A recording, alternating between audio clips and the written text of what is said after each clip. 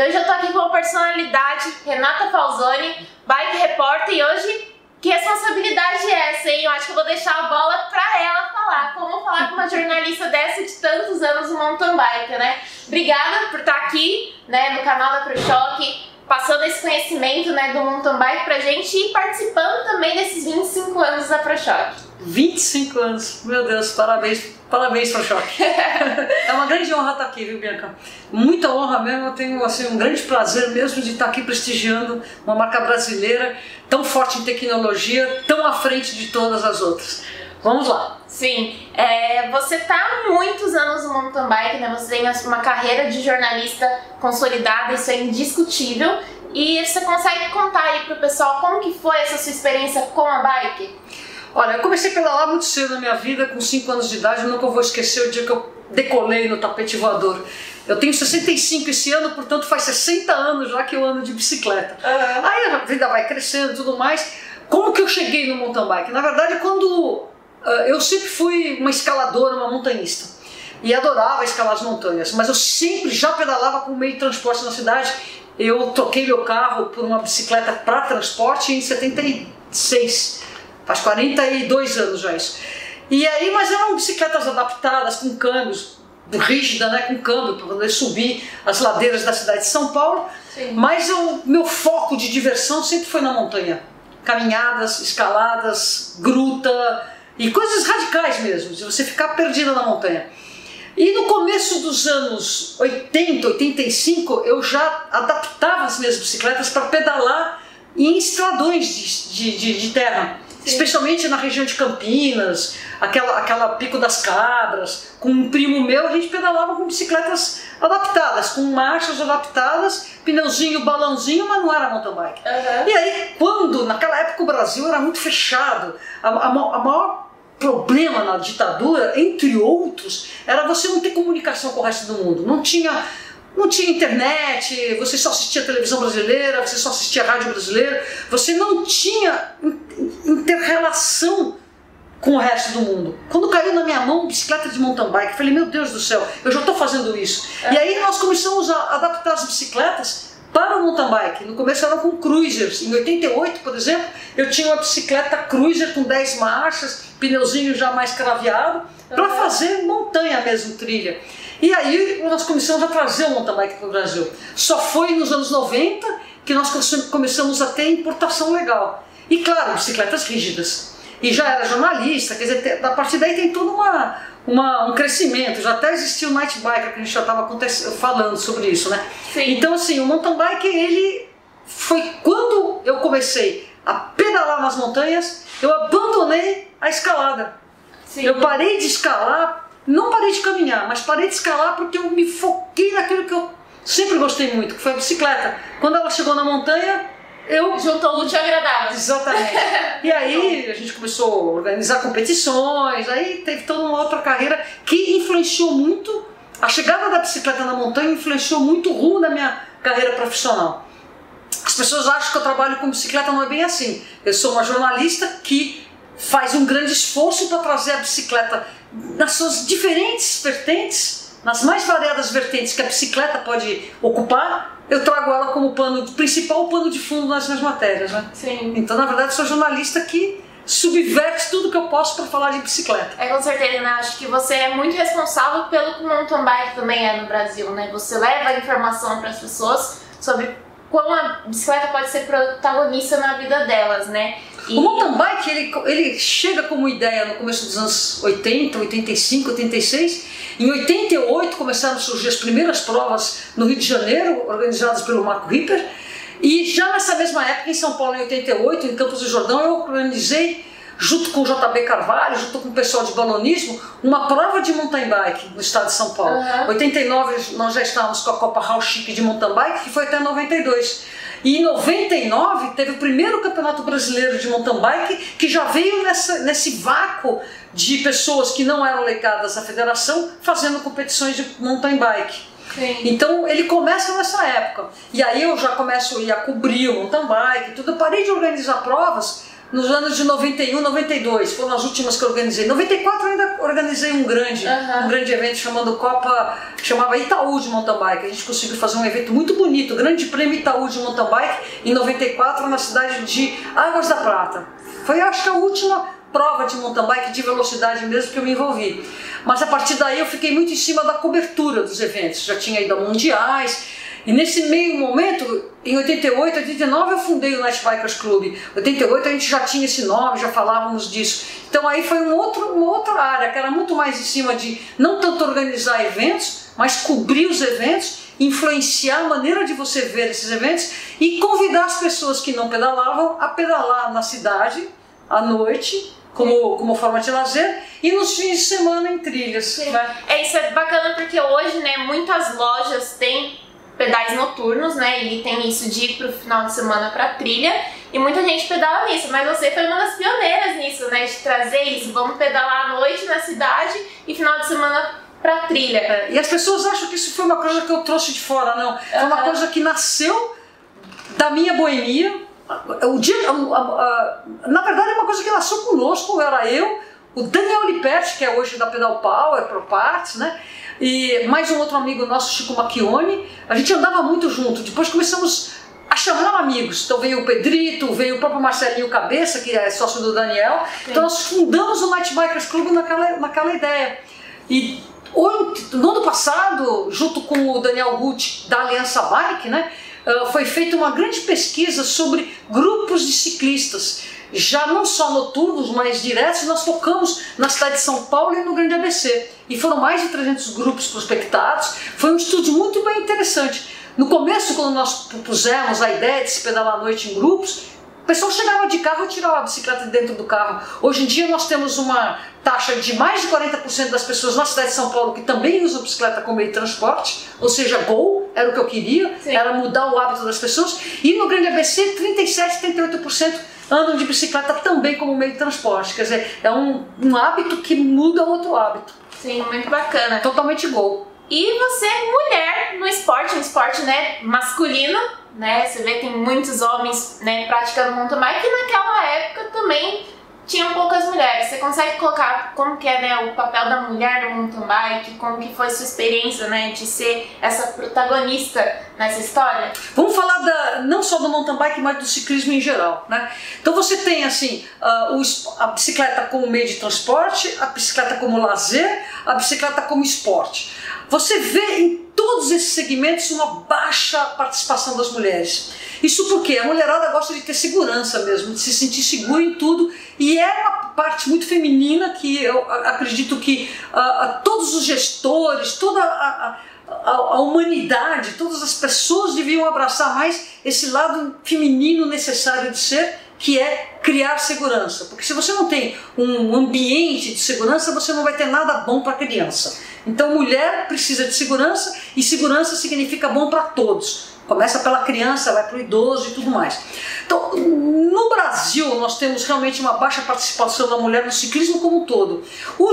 De esporte, você até vê que a mulherada está crescendo muito no speed, né, que é a bicicleta de estrada. Isso é muito interessante, crescendo muito, especialmente nesses últimos 5 anos, as assessorias esportivas voltadas à mulher no ciclismo feminino. Isso é muito legal. No mountain bike, por mais que você veja, é um fenômeno internacional. Aliás, a própria UCI busca melhorar essas cifras de equidade, que tem sempre internacionalmente muito menos mulheres do que os homens. Então já no mountain bike também são raras as provas que você vai ter 20, 30% de mulheres participando. E o mountain bike é mais agressivo, precisa de mais técnica, e a mulherada foge um pouco, fica sujo, bate, fica roxo. Eu até convido, mulherada vem pro mountain bike, que é muito legal. Sim. E a gente tá aqui também pra falar um pouco da sua história com a ProShock, né? Quem acompanha o canal da Renata vê que hora ou outra ela tá, troquei minha suspensão, coloquei uma ProShock. E aí tem gente que não entende, mas a Renata tá aqui na história da ProShock há muitos anos, né? Ela é amiga de um dos nossos fundadores e como ela falou, ela é repórter, então ela já cobriu alguns eventos como Copa do Mundo, Olimpíadas de bike. Todas. E algumas dessas aí, inclusive, foram suspensões ProShock, né? Você tem muito dessa veia. Você pode contar um pouquinho pro pessoal como é essa história sua com a ProShock? Olha, desde sempre eu sou brasileira e também sou italiana, mas eu sou muito brasileira.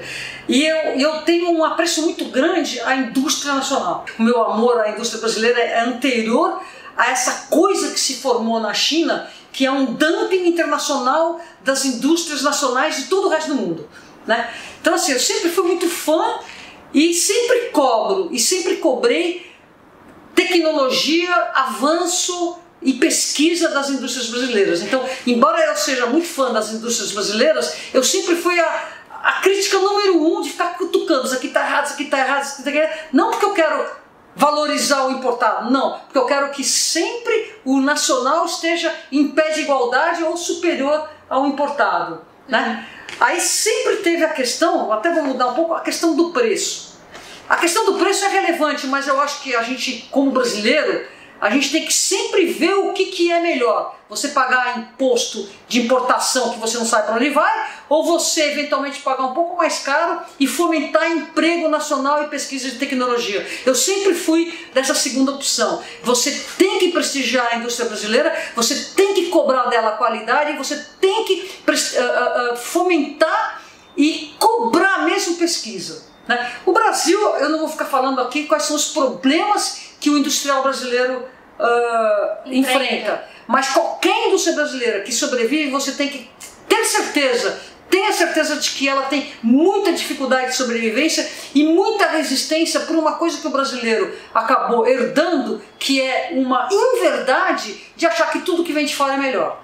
Então, depois que eu consolidei o meu amor à indústria brasileira, também tenho que consolidar todo um texto de ficar desconstruindo essa coisa que o brasileiro tem de achar que tudo que é importado é melhor. Não é bem assim.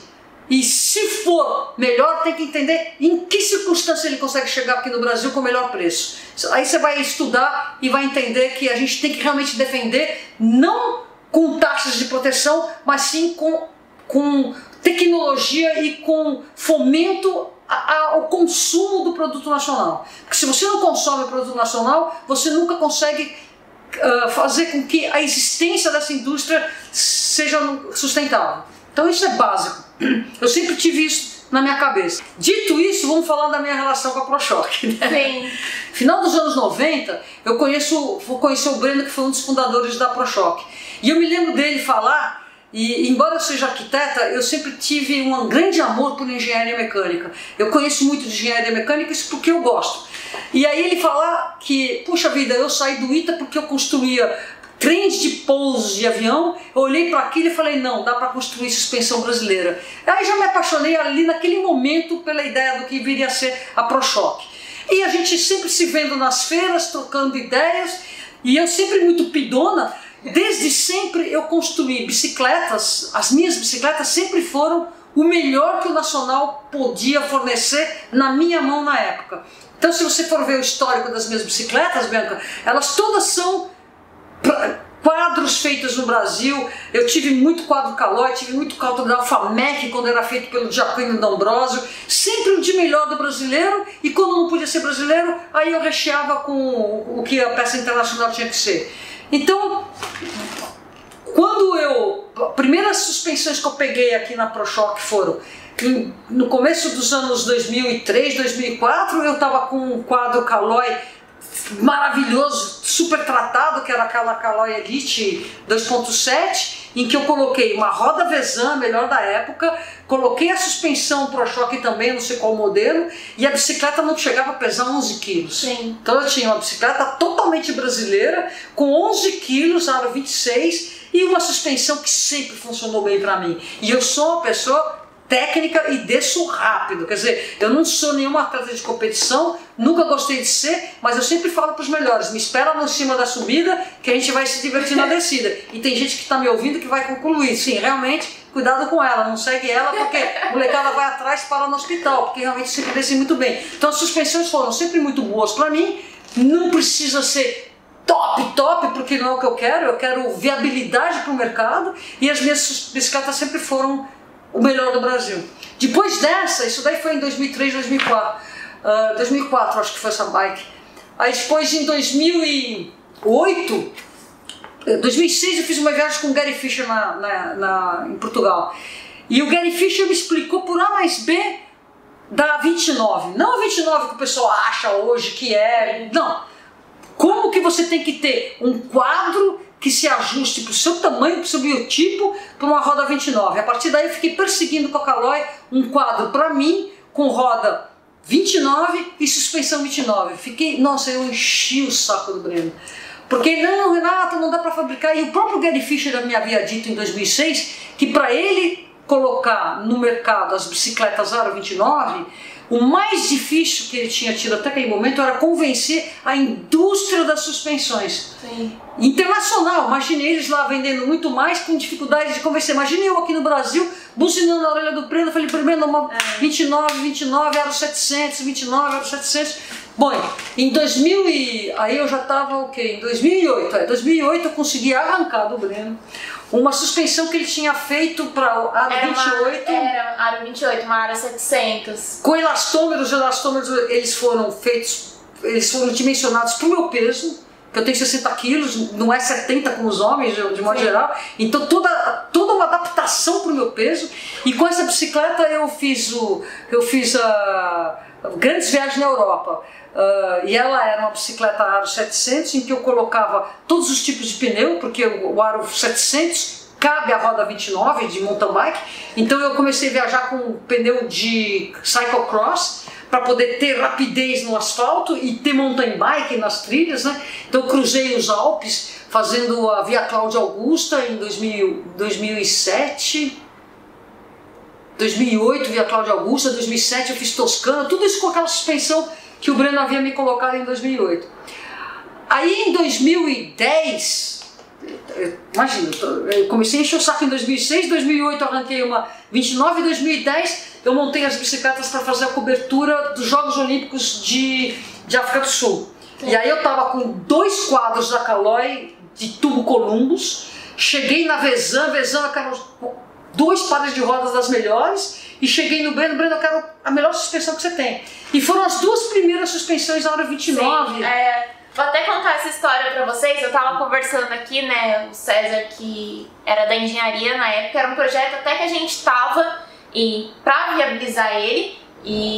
Mas assim, falou, pô, 29 ainda não tá no mercado, né? 29 ela alavancou mesmo a partir de 2011. Mas a gente tava meio que estudando, então foi feito um projeto, né? A gente já tava com esse projeto e falando, pô, preciso de uma suspensão pra sair pra Renato Falzoni. Então saíram as 2 primeiras, a Aro 29, né? Que vocês conheceram, depois saiu a One Air. A primeira quem utilizou foi a Renata. Utilizo até hoje, né? Ela tem na bike dela. Então, né, o pessoal da engenharia estudou como transformar a 26 numa 29.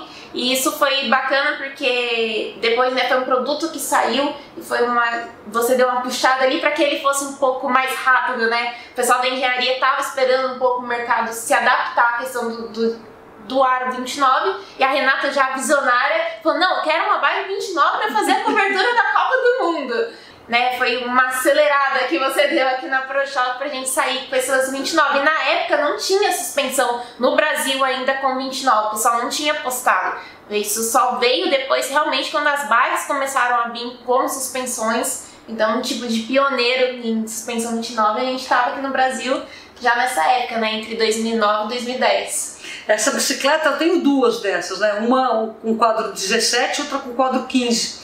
E eu viajei muito com ela. E ela até hoje é a minha melhor bike de cicloturismo, porque é freio V-brake. Se você quiser ver um pouco mais de detalhe dessa bicicleta, ela está numa matéria que é assim, made in Brazil ou feita no Brasil. Se você colocar esse título, vai chegar nessa página. E eu vou também mandar umas imagens dela para você botar aqui para vocês verem. Essa suspensão é perfeita. Então, a Arióleo, né? Que alta tecnologia, nós estamos falando de 2010. Arióleo, tremenda suspensão, não troco por nada, ela é muito boa e fácil de viajar, porque você bota num avião uma suspensão dessa, você tem que tomar muito cuidado com a qualidade, as borrachas, para não vazar óleo. Essa bicicleta já viajou muito comigo e nunca deu problema nenhum nas suspensões. Sim. Tá perfeitinha. Isso nós estamos falando de 2010. 2010. Aí, quando foi... As outras coberturas de Jogos Olímpicos eu fiz com bicicletas dobráveis. Aliás, até quando eu fui para Londres, não era a melhor bicicleta para ir lá para desdobrável, não.